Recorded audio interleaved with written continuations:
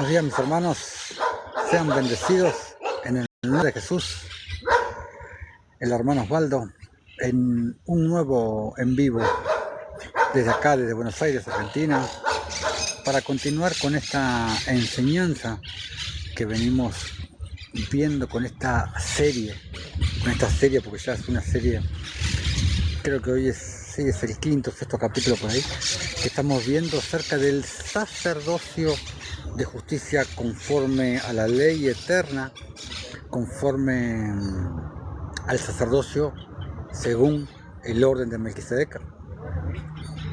Y en el capítulo pasado estuvimos hablando Hebreos 7, estuvimos viendo sobre Hebreos 7, que es un capítulo, uno de los más importantes para poder hablar sobre el sacerdocio de justicia, que ahí mismo nos indica el autor que hubo un cambio de sacerdocio y hubo un cambio de ley también. Hubo un cambio de ley a lo que muchos se resisten, porque muchos hacen hincapié en la ley de Moisés, que es la ley de Dios. Y sabemos claramente que la ley de Moisés no es la ley de Dios, por más que haya venido de Dios, pero eso no significa que es la ley eterna, la ley, la macro ley, sino que es la micro ley. Y hay uno de los apócrifos que lo dice, en algún capítulo lo vamos a ver, pero en uno de los apócrifos habla de la ley de Moisés como la ley micro, como en realidad la ley de Moisés fue una ley temporal que se dio a causa de lo que ocurrió en Éxodo 32, pero la ley de Moisés fue una ley temporal, meramente temporal fue, desde Éxodo 32 hasta la muerte de Cristo, no hasta la venida de Cristo, sino mejor dicho hasta la muerte de Cristo. Pero bueno, hay algunos que insisten y siguen con la ley de Moisés. Y bueno, y el propósito de esta serie que estamos viendo, que va a tener muchos capítulos, es en parte ver esto sobre la ley de Moisés, la ley de Dios, y ya lo hemos hablado, ya se los he hablado en la serie que hice, la ley de Dios, y ahí les explico detalladamente y largamente cuál es en realidad la ley de Dios, que es la ley de la justicia, la ley del ágape, la ley de Isaías 1, la ley de Isaías 58, la ley de Mateo 25, el 31 al 46. Esa es la ley del mandamiento eterno. Amarás a tu Dios con toda tu alma, con todo tu corazón y con toda tu mente, y a tu prójimo como a ti mismo. Es el ágape, básicamente, o la justicia. La ley de Cristo, como se le llama en las Escrituras, la ley del Espíritu, la ley de la libertad, se llama de muchas maneras, pero aparte es la ley de Moisés. Y bueno, acá estamos en Buenos Aires, este día gris, amenazante de lluvia. Esperemos que no, porque no me agrada demasiado la lluvia. Soy más del calor, bueno, calor hace, obviamente estamos en verano, pero soy más del solcito, del cielo azul. Ese es el clima que a mí puntualmente y particularmente me gusta. Así que bueno, vamos a dejar tantas vueltas y vamos a meternos en este nuevo capítulo próximo a desaparecer. Titulé este capítulo y vamos a ver por qué le puse ese título. En el capítulo anterior lo dedicamos casi exclusivamente a Hebreos 7, que es como les dije al principio, es un capítulo de los más importantes, junto con Gálatas 3, para poder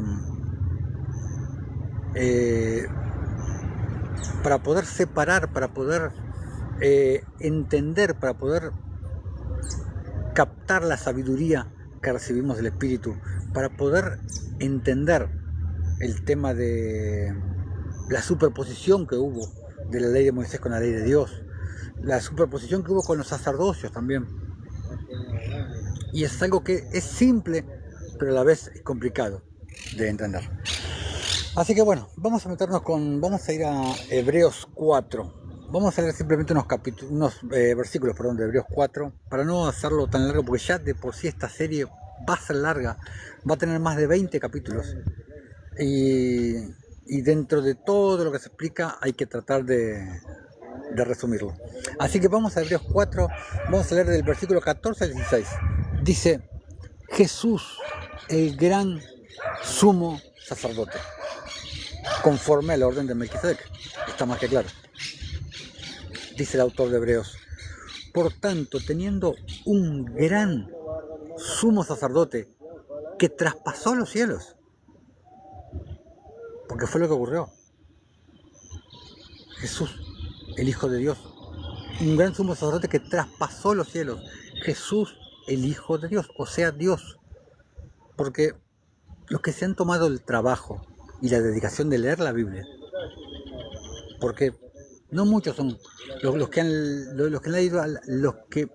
que la han leído al menos una vez y completa, pueden entender que cuando hablamos del Hijo de Dios estamos hablando de Dios.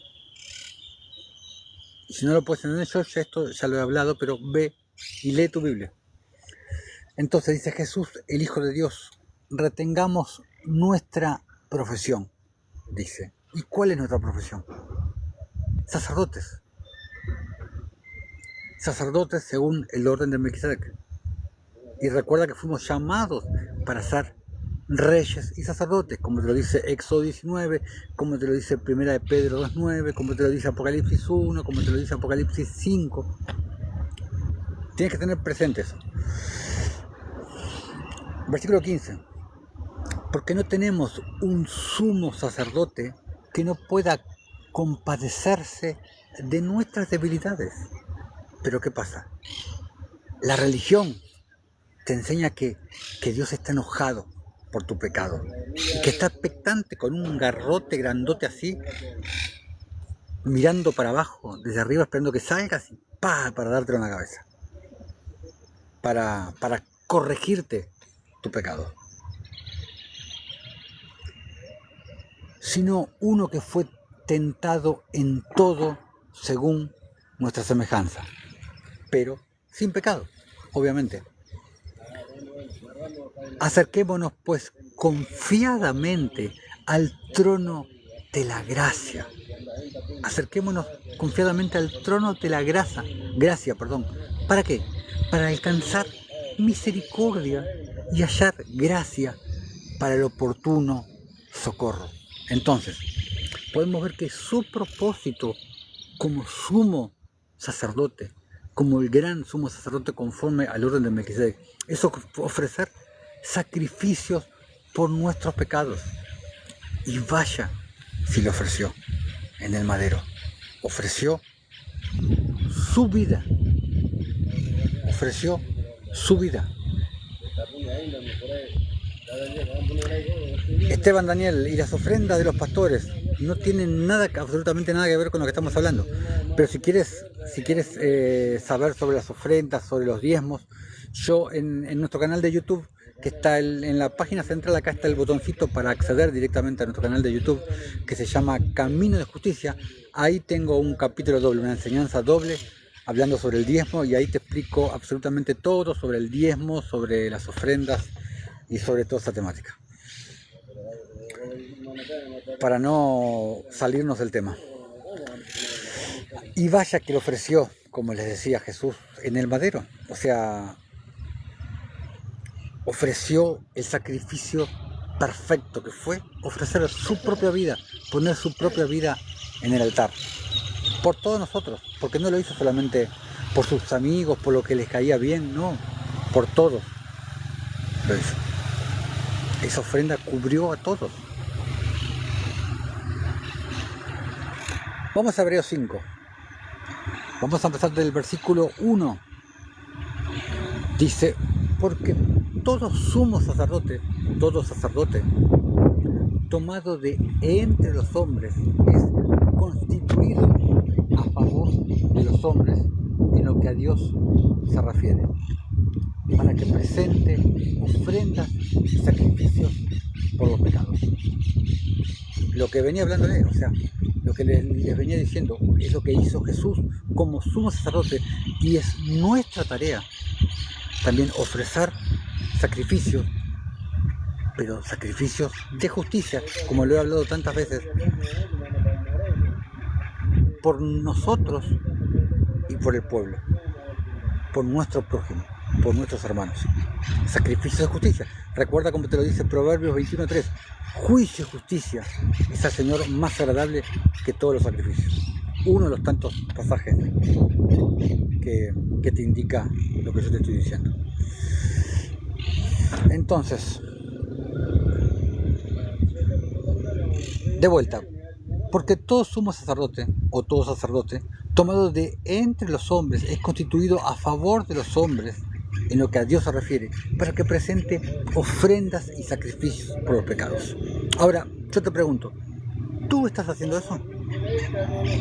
¿Estás presentando ofrenda por el pecado de tu prójimo? ¿Por el pecado del pueblo? ¿Estás haciendo eso? ¿Estás presentando sacrificio por el pecado del otro? ¿O estás acusando el pecado al otro? ¿O lo estás señalando con el dedo?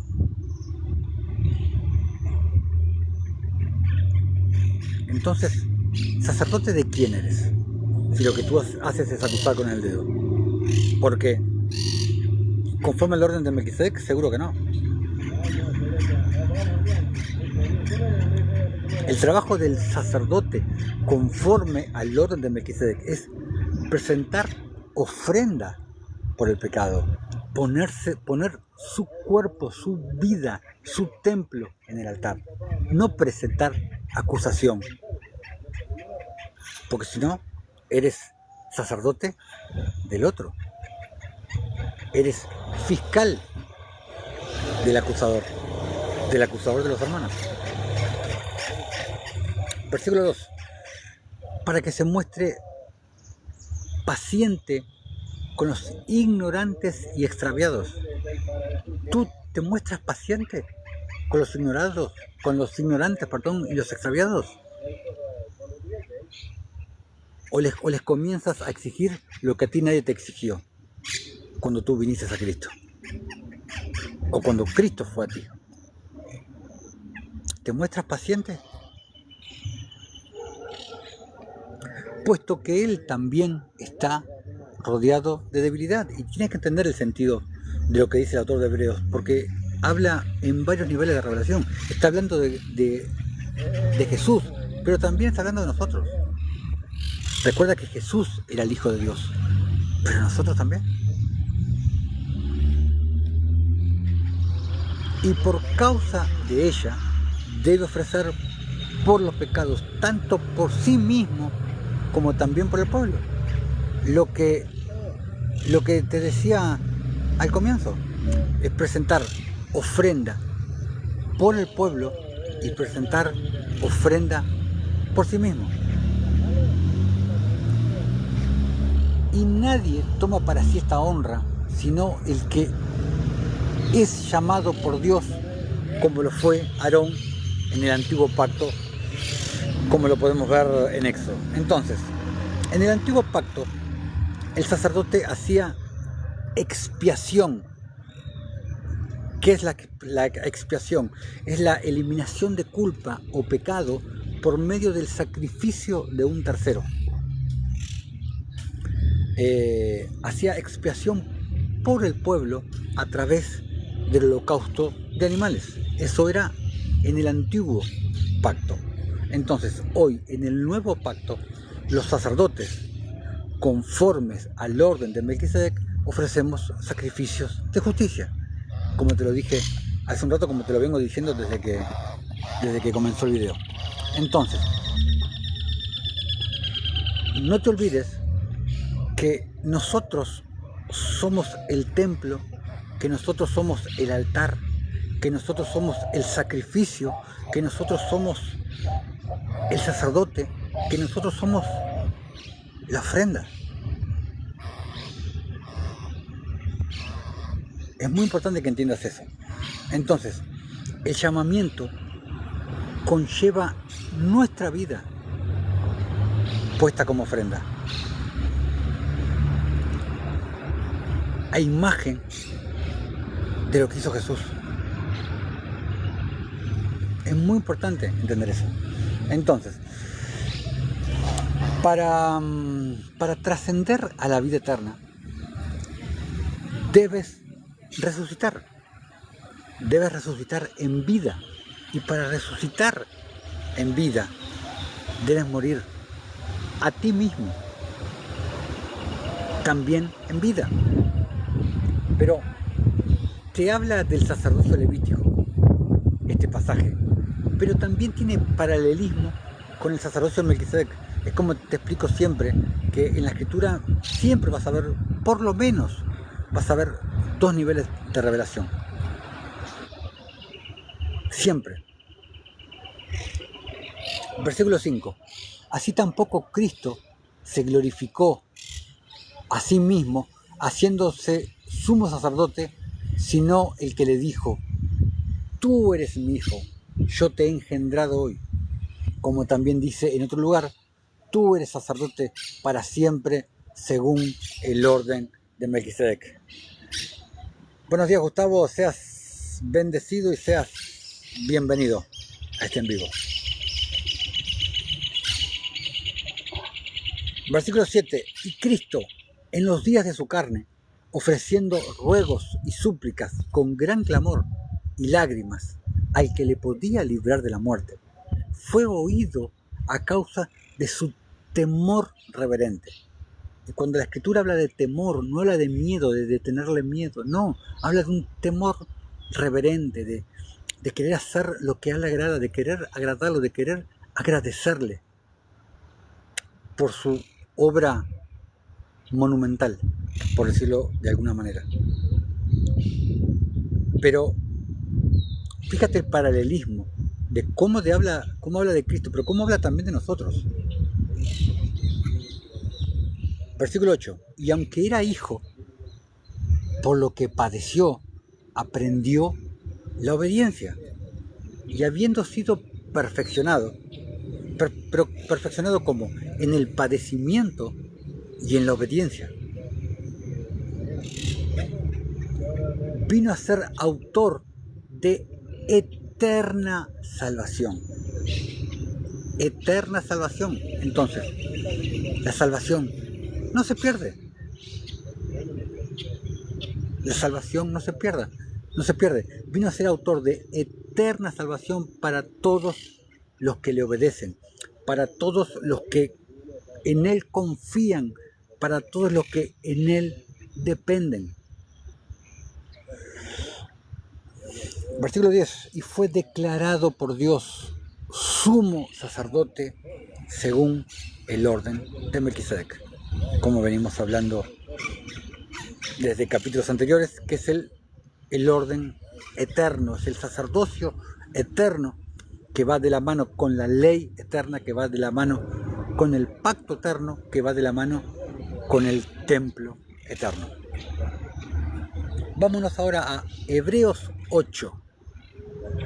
Vamos a ver otro capítulo muy importante en Hebreos. El mediador de un nuevo pacto. Versículo 1. Ahora bien, el punto principal de lo que venimos diciendo es que tenemos tal sumo sacerdote, o sea, Cristo, el cual se sentó a la diestra del trono de la majestad en los cielos. ¿Dónde se sentó Cristo? Porque muchos creen que cuando dice a la diestra del trono de la majestad, creen que se sentó en una sillita de madera a la derecha física del trono de Jehová. Eso es lo que creen muchos, que Él se sentó en una sillita al lado. No, cuando dice a la diestra, significa en el lugar de autoridad, significa en el lugar de poder, significa en el lugar de la majestad plena. Volvió a su posición original de Dios. Eso es lo que significa. Versículo 2. Ministro del santuario y de aquel tabernáculo que levantó el Señor y no el hombre. ¿De qué tabernáculo está hablando, hermano Osvaldo? Del verdadero tabernáculo, del verdadero templo, de la verdadera casa de Dios. ¿Y cuál es la verdadera casa de Dios. El lugar ese donde los pastores digan, vengan, vengan a la casa de Dios. ¿Esa es la verdadera casa de Dios? La iglesia de tu barrio, ¿esa es la verdadera causa de Dios? El que tiene el Hijo tiene la vida. Amén, hermanito Gustavo. Primera de Juan, exacto. El que tiene el Hijo tiene la vida. Exacto. ¿Cuál es la verdadera casa de Dios? Esta es la verdadera casa de Dios. Hebreos 3 te lo dice. Pero Cristo, como Hijo sobre su casa, la cual casa somos nosotros. No es una herejía del hermano Osvaldo. Y te cito un versículo, como te puedo citar muchos más. Como he hablado, también tengo una enseñanza hecha la iglesia y el templo, si no mal no recuerdo, que está dividido en dos partes. En nuestro canal de YouTube, que se llama Camino de Justicia. Les pido por favor que vayan y se suscriban a nuestro canal de YouTube, Camino de Justicia. Acá en la pantalla principal de nuestro TikTok está el link para que directamente puedas acceder ahí.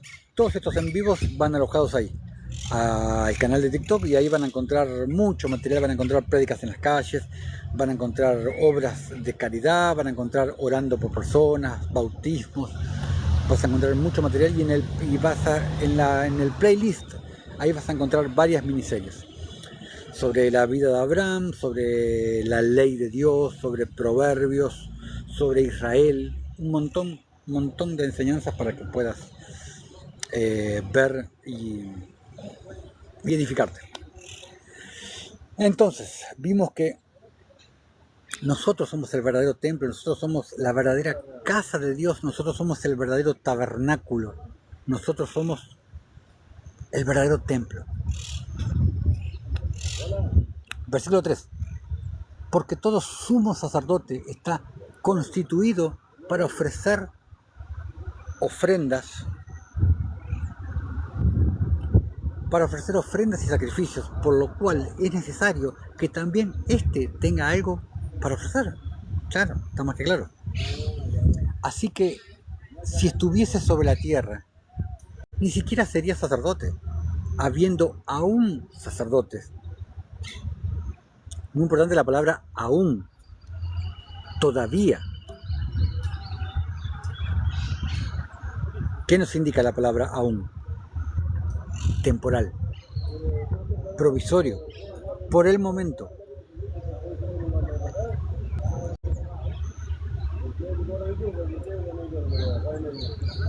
Ni siquiera sería sacerdote, habiendo aún sacerdotes que presentan las ofrendas según la ley.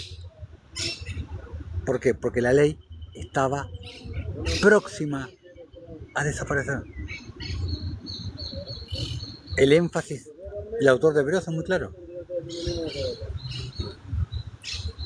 Los cuales sirven a lo que es figura y sombra de las cosas celestiales, de lo que son las cosas celestiales.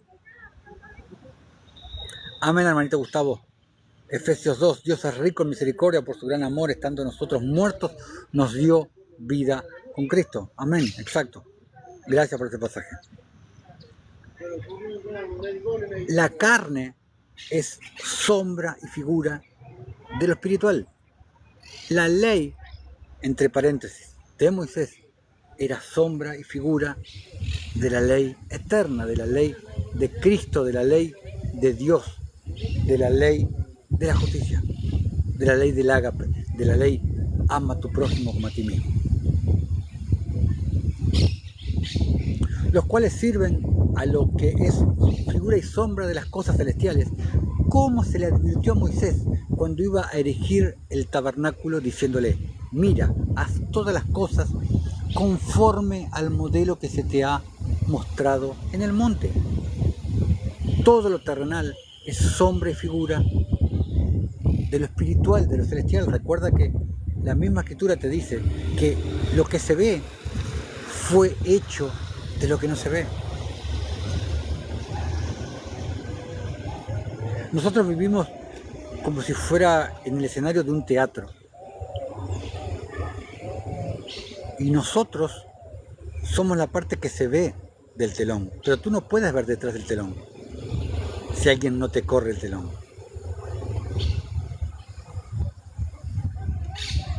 Y ni te imaginas las cosas que hay detrás de ese telón, que tú no puedes ver. Y como tú no puedes ver, piensas que no existen.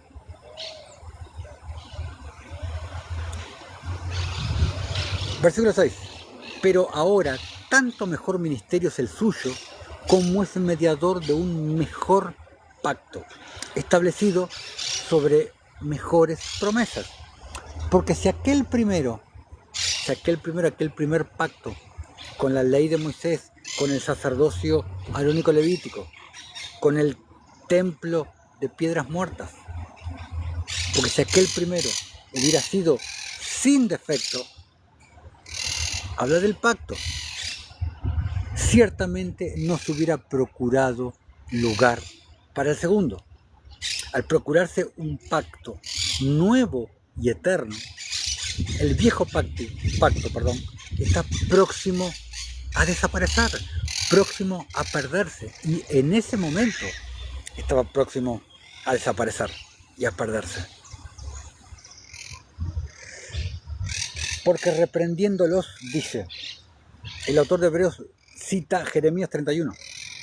Dice, he aquí vienen días, dice el Señor, en que estableceré con la casa de Israel y la casa de Judá un nuevo pacto, hablando del pacto eterno.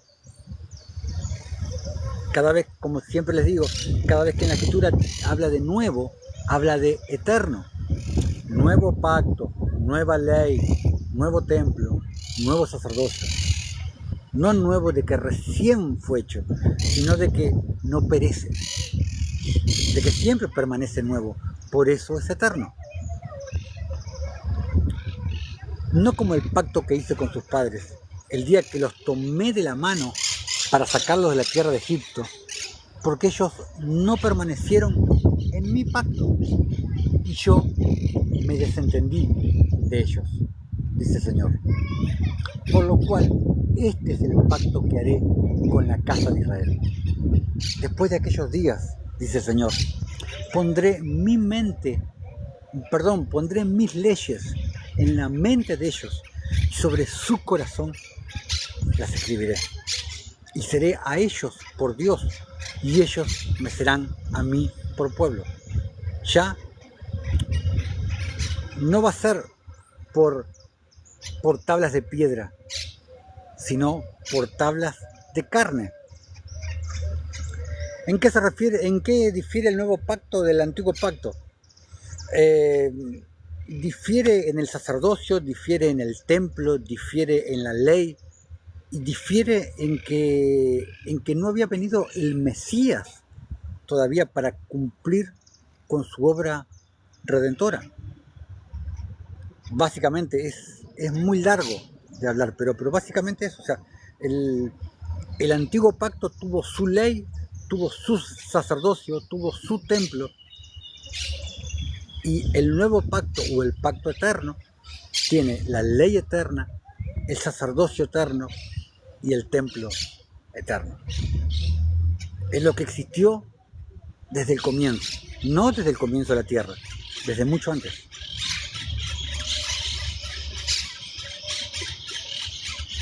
Versículo 11. Y ninguno enseñará a su prójimo, ni ninguno a su hermano diciendo, conoce al Señor. Sí, Hebreos 8:6 lo explica muy bien. Sí, todo Hebreos es un libro que explota la cabeza, Hebreos.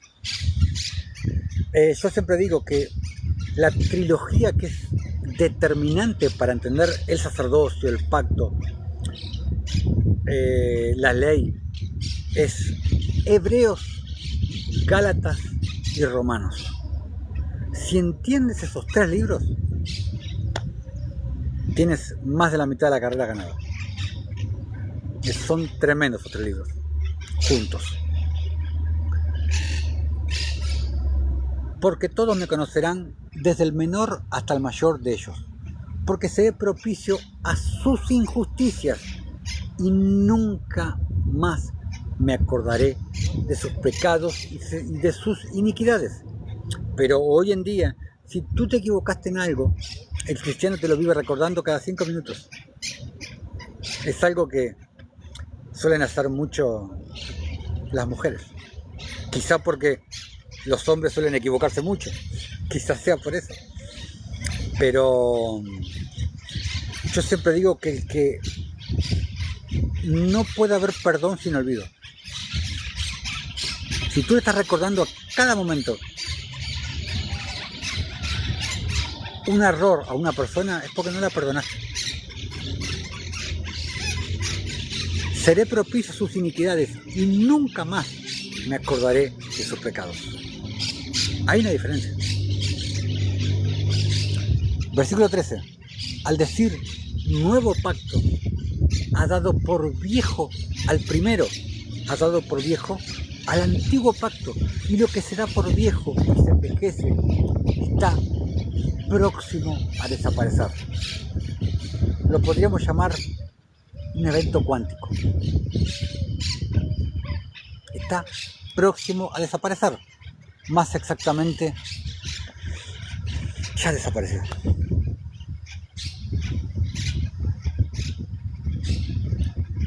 Vámonos a Hebreos 9. Vamos a seguir todo con Hebreos. Este capítulo igual que el capítulo anterior, que lo dedicamos creo casi todo a Hebreos 7.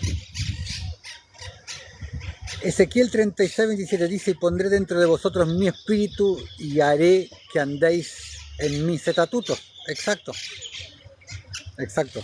En los estatutos, en las leyes que Él puso en nuestro corazón y en nuestra mente, como lo explica Jeremías 31. Hebreos 9. Ahora bien, aún el primer pacto tenía ordenanzas de culto y un santuario terrenal. Un santuario terrenal, o sea, está hablando de un templo terrenal, está hablando de una iglesia. Lo que hoy los cristianos llaman iglesia. Lo que yo llamo una sinagoga. Los cristianos parecen empecinados en querer seguir sujetos al primer pacto, querer seguir sujetos al santuario terrenal, cuando nosotros somos el verdadero templo. Nosotros somos el templo del Espíritu Santo, como te lo dice Pablo. 2 Corintios 3, si mal no recuerdo. Lo dice en varios lados. Pero ¿por qué se empecinan en llamar iglesia a lo que no es una iglesia? La iglesia es el pueblo de Dios.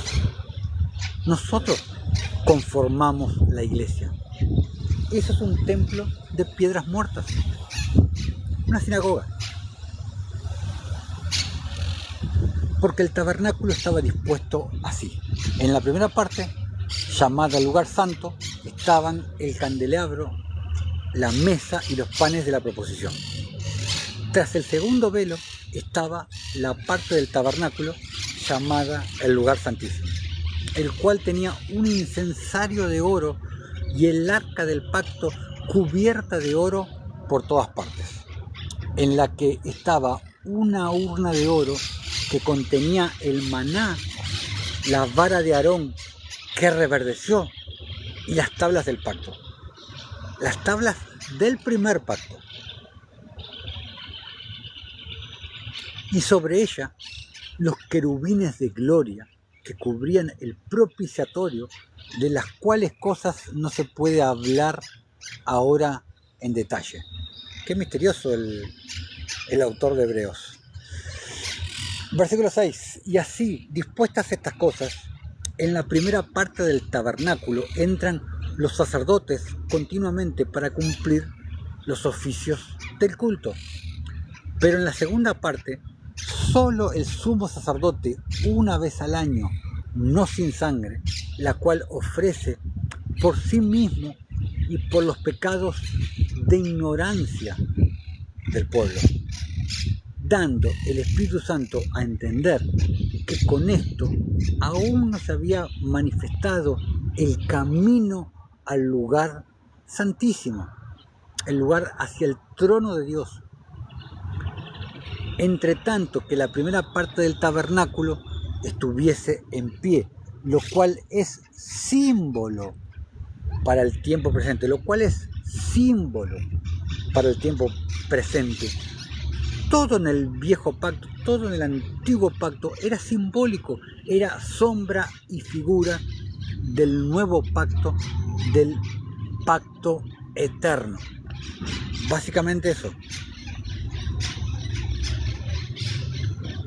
La esencia del Evangelio es el nuevo pacto de Dios con el Israel espiritual, exacto, que es el verdadero Israel, que nada tiene que ver con el Israel geográfico, que están con la banderita, con Netanyahu, nada tiene que ver, nada tiene que ver. Exacto, el Israel espiritual. Lo cual es símbolo para el tiempo presente, según el cual se presentan ofrendas y sacrificios que no pueden hacer perfecto en cuanto a la conciencia al que practica ese culto. Fíjate cómo lo llama el autor de Hebreo, lo llama ese culto al antiguo pacto, ya que consiste solo de comidas y bebidas y diversas abluciones y ordenanzas acerca de la carne, no acerca del espíritu, acerca de la carne, impuestas hasta el tiempo de reformar las cosas. Pero estando ya presente Cristo, ese era el tiempo de reformar las cosas. Estando ya presente Cristo, habiendo venido la fe, como dice Pablo en Gálatas 3, pero venida la fe, ya no estamos bajo el ayo, ya no estamos bajo la ley, entre paréntesis, de Moisés. Pero estando ya presente Cristo, sumo sacerdote de los bienes venideros, por el más amplio y más perfecto tabernáculo, no hecho de manos, es decir, no de esta creación. ¿Por qué? Porque Dios no habita en templos hechos por manos humanas. Lo dijo Pablo en Hechos 17, lo dijo Esteban en Hechos 7. Dios habita en este tabernáculo, en nosotros. Como te lo leí en Hebreos 3 hace un ratito, como Cristo como Hijo sobre su casa, la cual casa somos nosotros.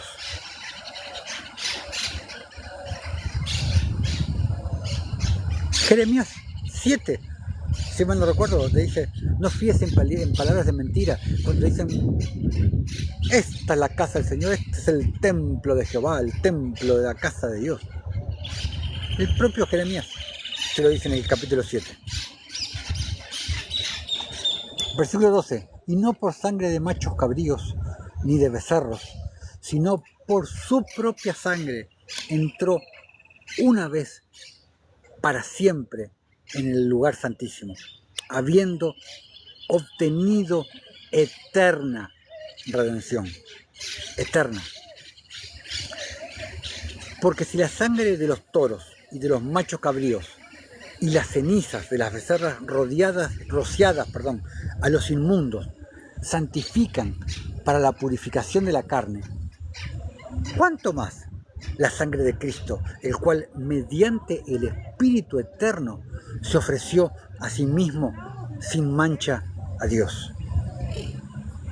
Limpiará vuestras conciencias de obras muertas para que sirváis al Dios vivo. ¿Dónde empieza la limpieza? ¿Por afuera? ¿En las obras? ¿En lo que dirá el otro cuando te vea? No, la limpieza empieza en la conciencia, empieza en el corazón, empieza en el interior. Ahí empiezan. Obras muertas son las obras de la ley. No hagas esto, no hagas el otro. La limpieza empieza dentro.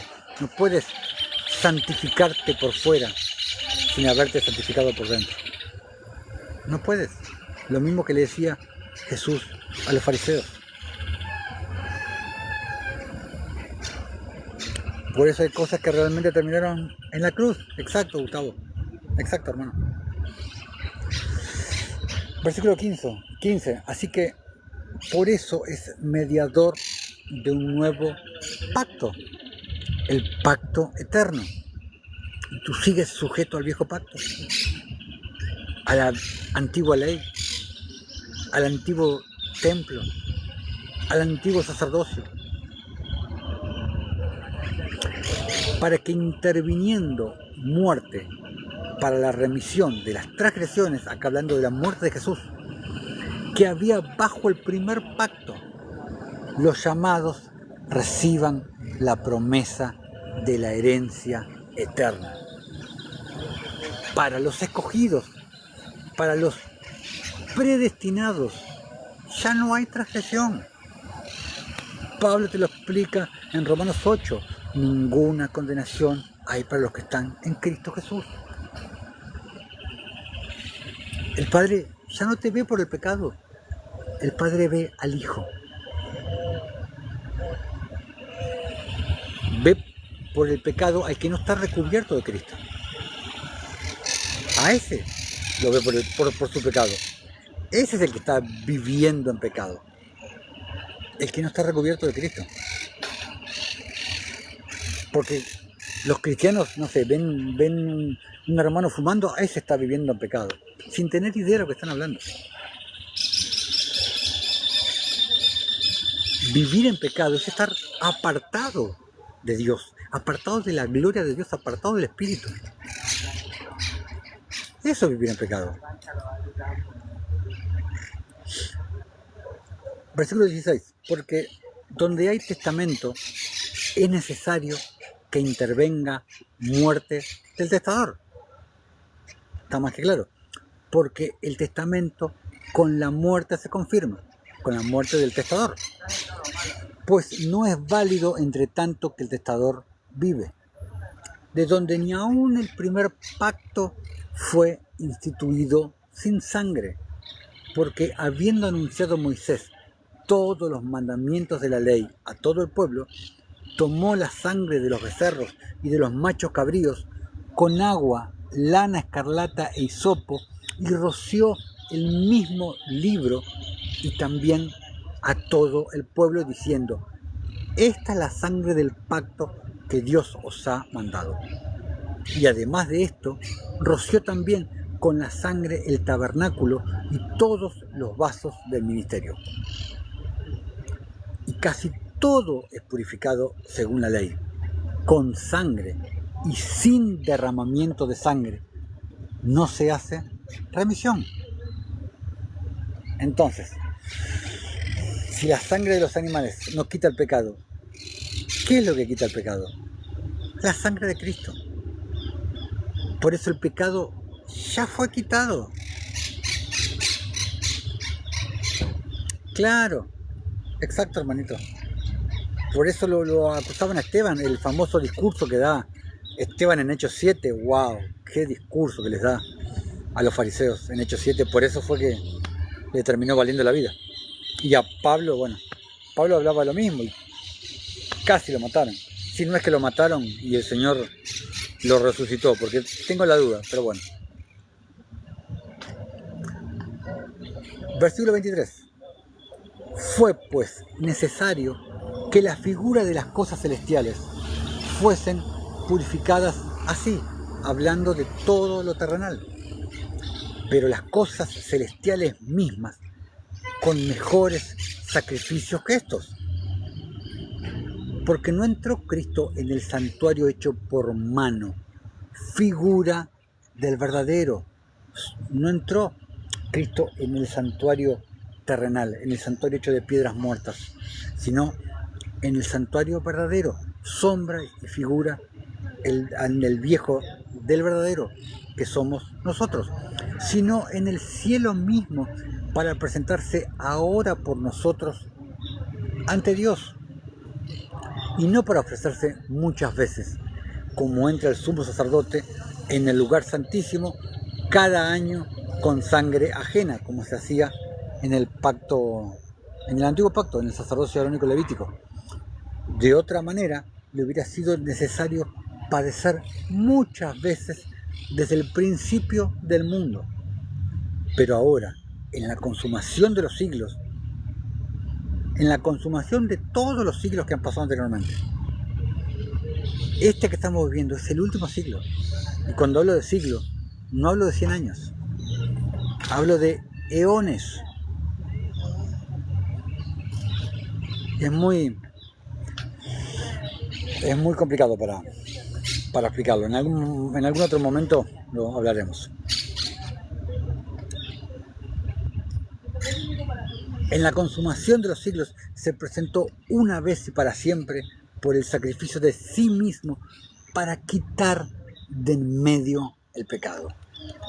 ¿Qué fue lo que hizo? Quitó la pared, quitó eso que interfería de una vez y para siempre.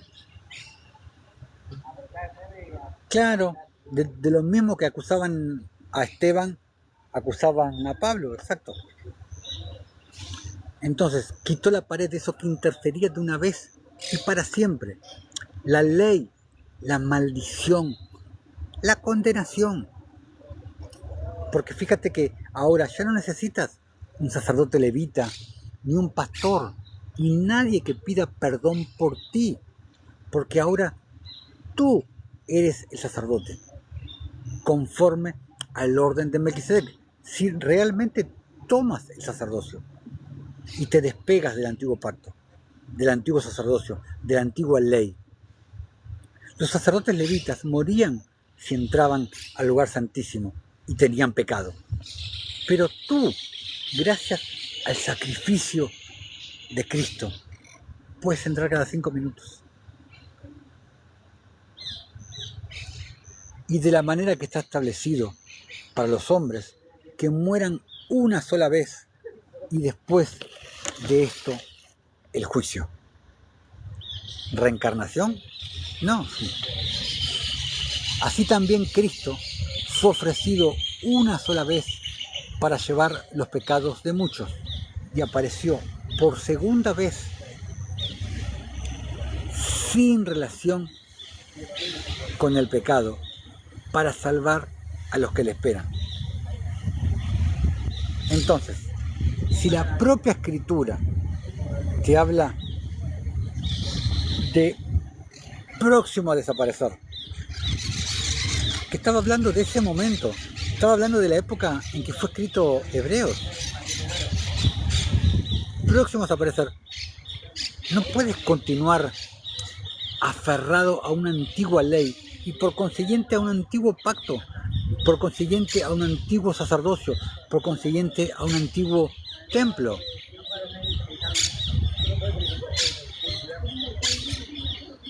Pero realmente, ¿cuál es la función de la ley moral? Romanos 3:20. Copiame, por favor, hermanito. Romanos 3:20, que no...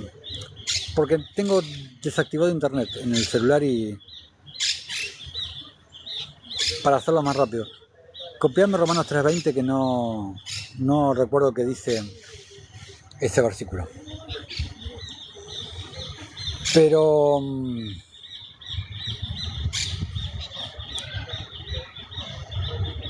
y de la manera que está establecido, por medio de la ley, por medio de la ley es el conocimiento del pecado, claro, porque Pablo lo dice en otra parte, le dice, porque yo no conocí el pecado si no fuera por la ley, porque yo no conocí lo que era, como dice, no codiciarás, si no estuviera el mandamiento, no codiciar.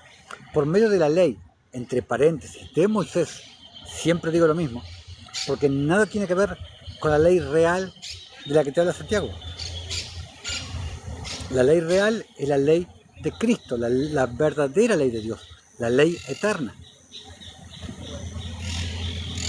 ¿Por qué fue? Por medio de la ley fue el conocimiento del pecado. Porque la ley te marcaba qué era lo que estaba mal. Porque por la ley, como lo dice Pablo también, la justicia que es por la ley, te dice Pablo en Romanos también, te dice que el que haga estas cosas vivirá por ellas. Pero contradictoriamente, nadie pudo ser salvo por la ley. Porque nadie entró al paraíso o al cielo o al reino de los cielos por haber cumplido la ley de Moisés. Porque nadie la pudo cumplir. Nadie la pudo cumplir. Y Pedro te lo confirma en Hechos 15, cuando te dice, ¿por qué ponéis sobre nosotros un yugo que ni nuestros padres ni nosotros hemos podido llevarlo? Antes bien, creemos que por la gracia de Cristo seremos salvos. Porque el fin de la ley es Cristo para justicia a todo aquel que cree. Romanos, exacto, el fin de la ley, y acá también habla en doble sentido. Dice, el fin de la ley es Cristo, hablando de la ley de Moisés y hablando de la ley de Cristo, la ley eterna. ¿Por qué? Porque te dice, el fin de la ley de Moisés es Cristo. ¿Por qué? Porque en Cristo terminó la ley de Moisés. En Cristo fue abolida, fue caducada. Terminó ahí. Y la ley de Cristo, porque el fin de la ley, o sea, estaba puesta la mirada en Cristo. El objetivo de la ley eterna era Cristo. Pueden ver cómo habla siempre en distintos niveles de revelación. Es realmente muy, muy, muy lindo. Así que, próximo a desaparecer, estaba la ley de Moisés, pero en la época que fue escrito Hebreos. Y así tantas otras cosas. Los cristianos creen que Apocalipsis todavía no se cumplió. Los cristianos creen que, creen en el rapto, ni hablar en el rapto pretribulacional. Los cristianos están esperando los 7 años de la gran tribulación, cuando todo esto ya se cumplió. Todo ya está cumplido, prácticamente todo ya está cumplido. Estamos viviendo en Apocalipsis 20. Falta la guerra de Gog y Magog. Todo ya está cumplido. Todas las profecías ya se cumplieron. Pero bueno, ya vamos a hablar de eso porque es muy complejo. Bueno, vamos a terminar este en vivo como siempre leyendo el libro de Hazar. Siempre terminamos leyendo apócrifos. Y estamos en el libro de Hazar, venimos hace rato leyéndolo. Estamos en el capítulo 19 y estábamos hablando de Sodoma y Gomorra. Estábamos viendo las causas de por qué fue destruido Sodoma y Gomorra, que no fueron causas de índole sexual como te enseñan las religiones. Claro, hermanito Gustavo, claro, Jesús dijo, no penséis que he venido para abrogar la ley, si no he venido para abrogar, sino para cumplir. ¿Por qué? ¿Cuál es la explicación de ese pasaje? Que Jesús no vino a abrogar la ley se abrogó sola. Cuando condenó al justo, la ley se abrogó sola. ¿Y por qué dice vino a cumplir? Porque todos los cristianos creen que Jesús vino a cumplir con los mandamientos de la ley de Moisés. Y no se refiere a eso, porque si ustedes se acuerdan, Jesús no celebraba el Shabbat como lo celebraban los fariseos, por ejemplo. ¿A qué se refiere? Vino a cumplir. Vino a cumplir con la pena de muerte que estaba estipulado por la ley de Moisés. A eso se refiere Jesús. Él vino a cumplir con la condena que pendía toda la humanidad. A eso se refiere cuando Él vino a cumplir. Vino a cumplir con la pena, no con los mandamientos. Bueno, capítulo 16 del libro de Hazar.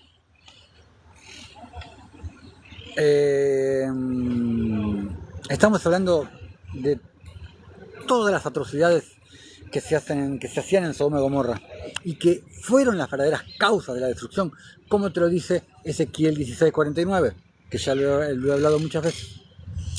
Entonces, el libro de Hazar, capítulo 19, versículo 15, dice: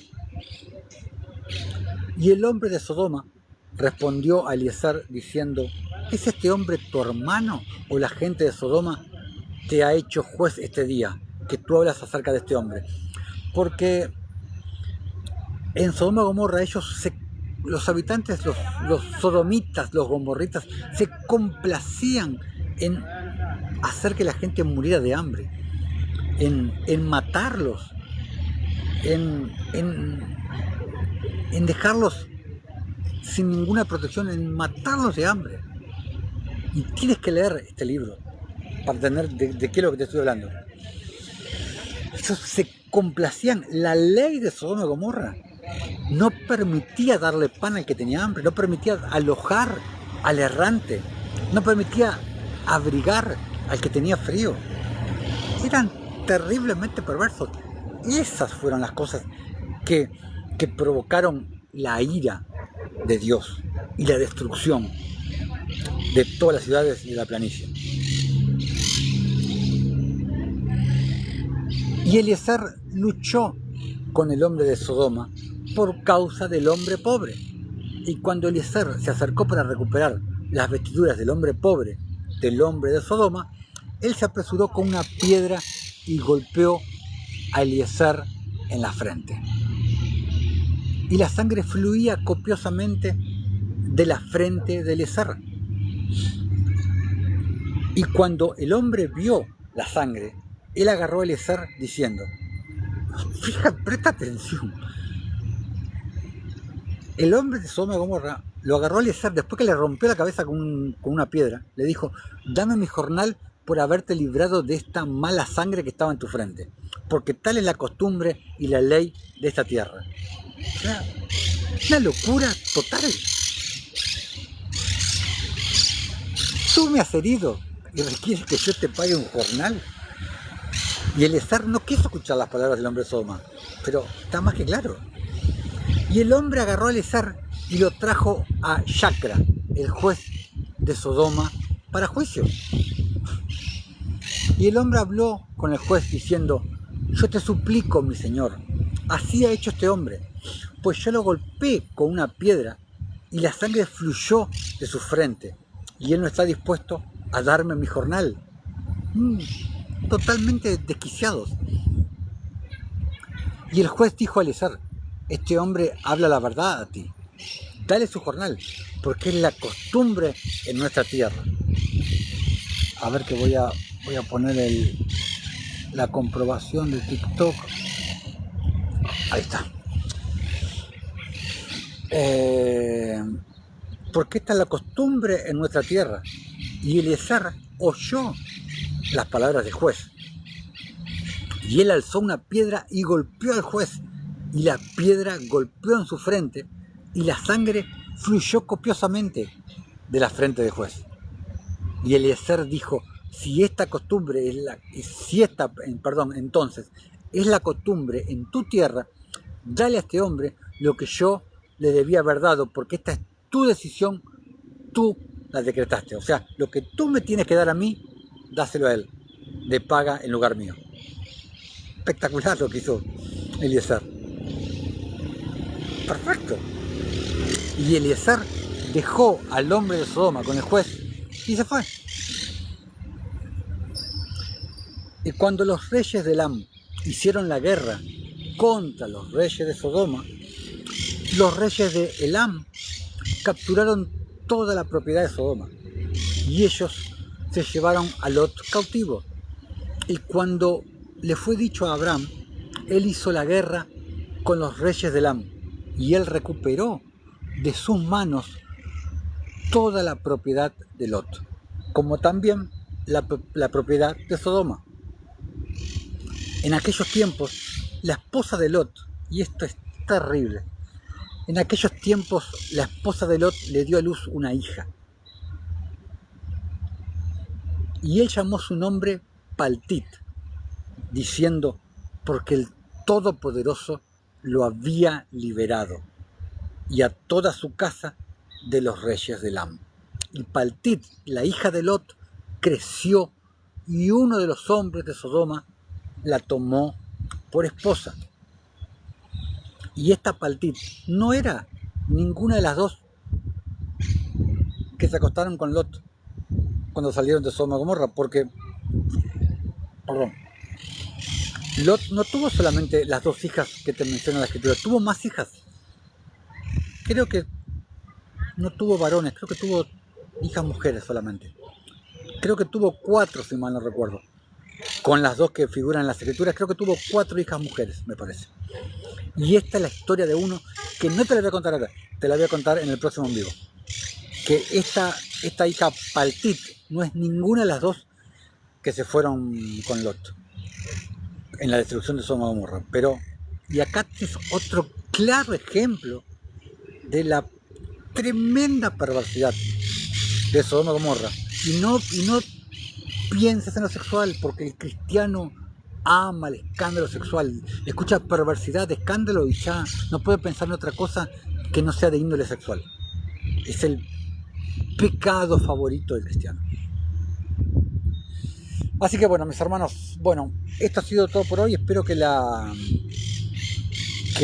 enseñanza de hoy les haya sido de edificación. En el próximo en vivo volveremos con otro capítulo más sobre el sacerdocio de justicia y les voy a contar la historia de la hija de Lot, de Paltit. Todo el sacerdocio, el libro de Hazar que estamos viendo. Recuerden que aquí en la página central del TikTok está el link para nuestro canal de YouTube que se llama Camino de Justicia. Les pido por favor que vayan, se suscriban y activen la campanita. Todos los en vivos que hacemos acá van alojados en ese canal y van a encontrar muchísimo más material. Y todos esos capítulos están siendo parte de una serie titulada El sacerdocio de justicia. Y ahí van a encontrar muchas más playlists con otras miniseries referidos a otras temáticas. Así que bueno, mis hermanitos, nos estaremos viendo en un próximo en vivo, si el Señor así lo permite. Sean todos mis hermanos bendecidos en el nombre de Jesús y hasta la próxima.